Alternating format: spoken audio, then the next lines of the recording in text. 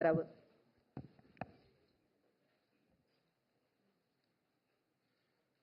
महाराष्ट्र के governor Shri P Radhakrishnan जी, मुख्यमंत्री श्रीमान एकनाथ शिंदे जी, उप मुख्यमंत्री देवेंद्र फडणवीस जी, अजित पवार जी, केंद्र में मेरे सभी सहयोगी, कई पीढ़ियों पर अपनी गायकी की छाप छोड़ने वाली आशाताई जी, जाने माने अभिनेता भाई सचिन जी, नामदेव कांबले जी, सदानंद मौर्य जी, महाराष्ट्र सरकार के मंत्री भाई दीपक जी, मंगल प्रभात लोढ़ा जी, बीजेपी मुंबई के अध्यक्ष भाई आशीष जी, अन्य महानुभाव भाई और बहनों, अगदी सुरुवातीलाच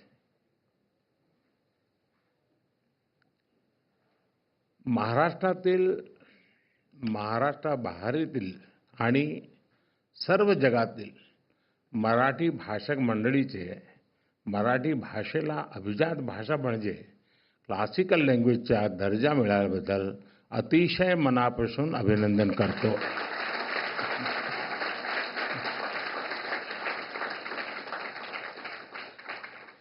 केंद्र सरकार द्वारा मराठी भाषा को अभिजात भाषा का दर्जा दिया गया है. आज मराठी भाषा के इतिहास का स्वर्णिम अवसर है और मौर्य जी ने बहुत बढ़िया तरीके से इसको समेकअप किया.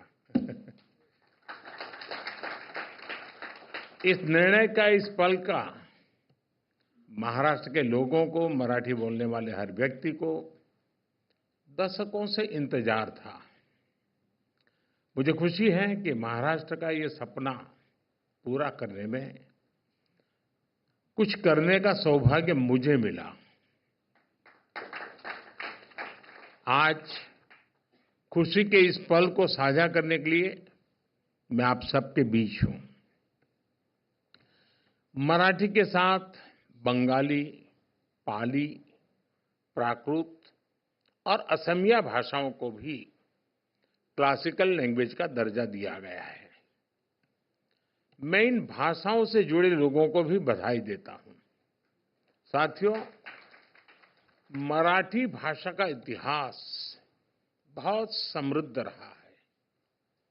इस भाषा से ज्ञान की जो धाराएं निकली, उन्होंने कई पीढ़ियों का मार्गदर्शन किया है और वो आज भी हमें रास्ता दिखाती है. इसी भाषा से संत ज्ञानेश्वर ने वेदांत चर्चा से जन जन को जोड़ा. ज्ञानेश्वरी ने गीता के ज्ञान से भारत की आध्यात्मिक प्रज्ञा को पुनर्जागृत किया. इसी भाषा से संत नामदेव ने भक्ति मार्ग की चेतना को मजबूत किया. इसी तरह संत तुकाराम ने मराठी भाषा में धार्मिक जागरूकता का अभियान चलाया और संत चोखा मेला ने सामाजिक परिवर्तन के आंदोलन को सशक्त किया. आज महाराष्ट्र आणि मराठी धर्म वाढविण्या थोर संतान मी साष्टांग दंडवत करतो.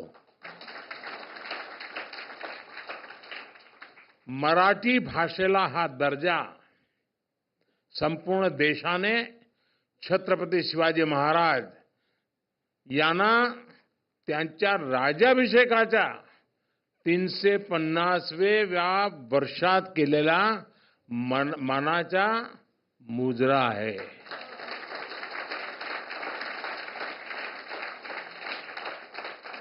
साथियों, भारत के स्वतंत्रता संग्राम का इतिहास मराठी भाषा के योगदान से समृद्ध होता है. महाराष्ट्र के कई क्रांतिकारी नेताओं और विचारकों ने लोगों को जागरूक और एकजुट करने के लिए मराठी भाषा को माध्यम बनाया। लोकमान्य तिलक ने मराठी समाचार पत्र केसरी के द्वारा विदेशी सत्ता की जड़ें हिला दी थी। मराठी में दिए गए अनेक भाषणों ने जन जन में स्वराज पाने की ललक जगा दी थी। मराठी भाषा ने न्याय और समानता की लड़ाई को आगे बढ़ाने में अहम योगदान दिया। गोपाल गणेश अगरकर ने अपने मराठी समाचार पत्र सुधारक द्वारा सामाजिक सुधारों के अभियान को घर घर तक पहुंचाया। स्वतंत्रता संग्राम को दिशा देने में गोपाल कृष्ण गोखले जी ने भी मराठी भाषा को माध्यम बनाया। साथियों, मराठी साहित्य भारत की वो अनमोल विरासत है जिसमें हमारी सभ्यता के विकास और सांस्कृतिक उत्कर्ष की गाथाएं सुरक्षित है। महाराष्ट्र में मराठी साहित्य के द्वारा ही स्वराज, स्वदेशी, स्वभाषा और स्व संस्कृति की चेतना का विस्तार हुआ। स्वतंत्रता आंदोलन के दौरान शुरू हुए गणेश उत्सव और शिव जयंती के कार्यक्रम वीर सावरकर जैसे क्रांतिकारियों के विचार, बाबा साहब आंबेडकर का सामाजिक समता आंदोलन, महर्षि कर्वे का महिला सशक्तिकरण अभियान, महाराष्ट्र का औद्योगिकरण, कृषि सुधार के प्रयास, इन सब की प्राण शक्ति मराठी भाषा थी।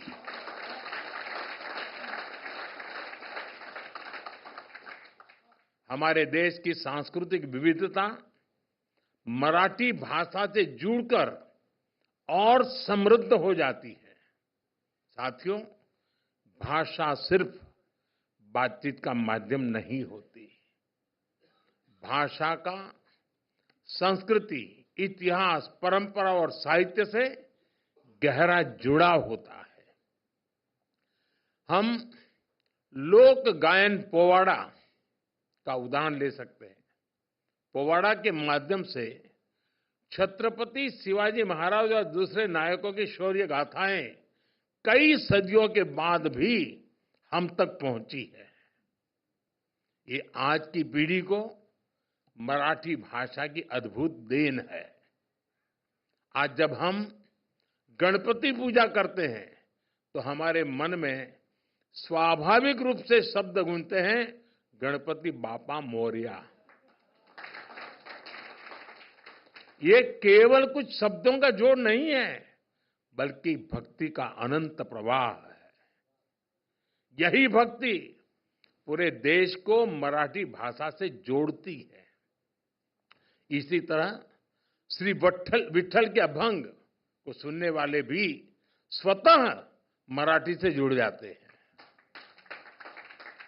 साथियों, मराठी भाषा को यह गौरव दिलाने के लिए मराठी साहित्यकारों, लेखकों, कवियों और असंख्य मराठी प्रेमियों ने लंबा प्रयास किया है। मराठी भाषा को क्लासिकल लैंग्वेज की मान्यता के रूप में कई प्रतिभाशाली साहित्यकारों की सेवा का प्रसाद मिला है। इसमें बाळ साथी जांभेकर, महात्मा ज्योतिबा फुले, सावित्रीबाई फुले, कृष्णाजी प्रभाकर खाडिलकर, केशव सूत, श्रीपाद महादेव माटे, आचार्य अत्रे, शांताबाई शेड़के, गजानन दिगंबर माडगूळकर, कुसुमाग्र जैसी विभूतियों का योगदान अतुलनीय है। मराठी साहित्य की परंपरा केवल प्राचीन ही नहीं बल्कि बहुआयामी है। विनोबा भावे, श्रीपाद अमृत डांगे, दुर्गाबाई भागवत, बाबा आमटे, दलित साहित्यकार दया पवार, बाबा साहब पुरंदरे जैसी कई हस्तियों ने मराठी साहित्य में महत्वपूर्ण योगदान दिया है। मैं आज मराठी की सेवा करने वाले पुरुषोत्तम लक्ष्मण देशपांडे, फूला देशपांडे कहूं तब लोग समझते हैं।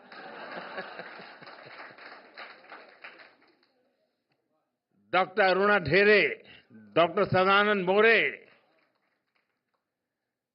महेश एलकुंचवार, साहित्य अकादमी पुरस्कार विजेता नामदेव कांबळे समेत सभी साहित्यकारों के योगदान को भी याद करूंगा। आशा बागे, विजय राजाध्यक्ष, डॉक्टर शरण कुमार लिंबाड़े, नाट्य निर्देशक चंद्रकांत कुलकर्णी जैसे कई दिग्गजों ने वर्षों से इसका सपना देखा था। साथियों, साहित्य और संस्कृति के साथ मराठी सिनेमा ने भी हमें गौरवान्वित किया है। आज भारत में सिनेमा का जो स्वरूप है, उसका आधार भी वी शांताराम और दादा साहब फाल्के जैसी हस्तियों से तैयार किया था। मराठी रंगमंच ने समाज के शोषित वंचित वर्ग की आवाज को बुलंद किया है। मराठी रंगभूमि के दिग्गज कलाकारों ने हर मंच पर अपनी प्रतिभा का लोहा मनवाया है। मराठी संगीत, लोक संगीत, लोक नृत्य की परंपराएं अपने साथ एक समृद्ध विरासत लेकर आगे बढ़ रही है। बाल गंधर्व डॉक्टर वसंतराव देशपांडे, भीमसेन जोशी, सुधीर फडके, मोगूबाई कुर्डीकर या फिर बाद के युग में लता दीदी, आशाताई, शंकर महादेवन, अनुराधा पौडवाल जी जैसे दिग्गज लोगों ने मराठी संगीत को एक अलग पहचान दी है। मराठी भाषा की सेवा करने वाले व्यक्तित्वों की संख्या इतनी विशाल है, मैं उनके बारे में बात करूं तो पूरी रात निकल जाएगी। साथियों, मेरा सौभाग्य रहा, यहां कुछ लोगों को संकोच हो रहा था कि मराठी बोले या हिंदी बोले।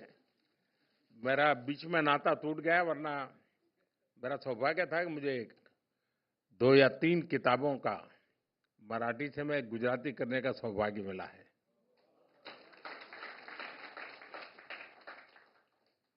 अब पिछले 40 साल से मेरा संपर्क टूट गया, वरना मैं काफी मात्रा में मराठी में अपनी गाड़ी चला लेता था।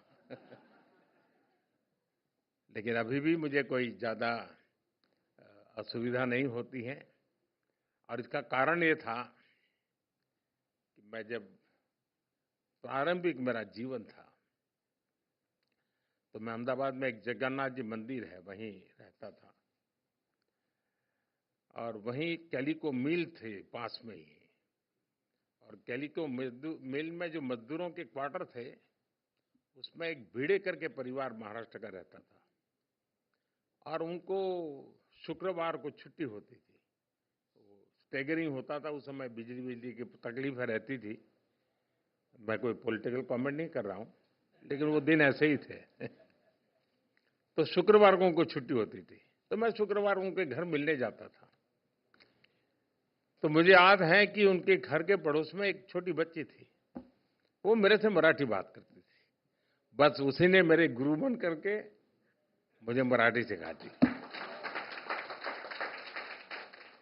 साथियों, मराठी को क्लासिकल लैंग्वेज का दर्जा मिलने से मराठी भाषा के अध्ययन को बढ़ावा मिलेगा, इसे रिसर्च और साहित्य संग्रह को बढ़ावा मिलेगा। सबसे महत्वपूर्ण बात यह है कि भारत की यूनिवर्सिटीज में मराठी भाषा के अध्ययन की सुविधा मिल सकेगी।